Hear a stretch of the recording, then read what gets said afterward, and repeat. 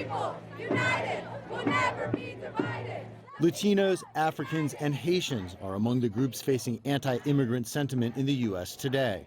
But no group has faced the type of systematic discrimination that Chinese immigrants faced in the 1800s.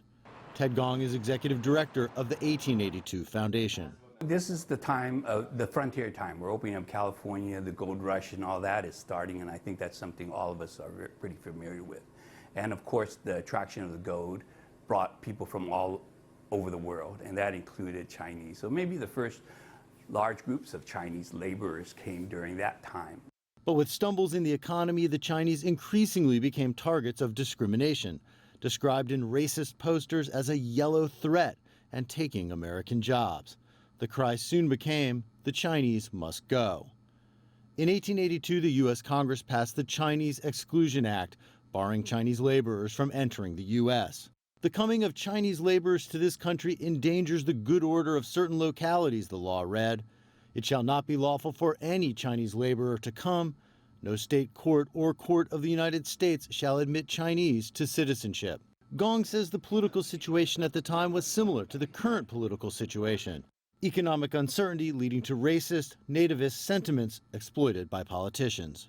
Catering for votes, pandering for votes. The law led some communities on the West Coast to purge Chinese workers. They round up everybody, put them on barges, railroad cars on barges to be floated down to San Francisco, where there was a Chinatown.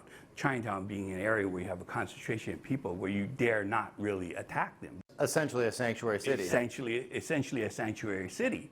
The Chinese Exclusion Act contributed to the creation of Chinatowns across the U.S., places where Chinese immigrants could feel safe. The law wasn't overturned until 1943, when the United States needed China's cooperation fighting Japan in World War II. Today, Chinese Americans live and thrive throughout the country, and the Chinese Exclusion Act is largely forgotten.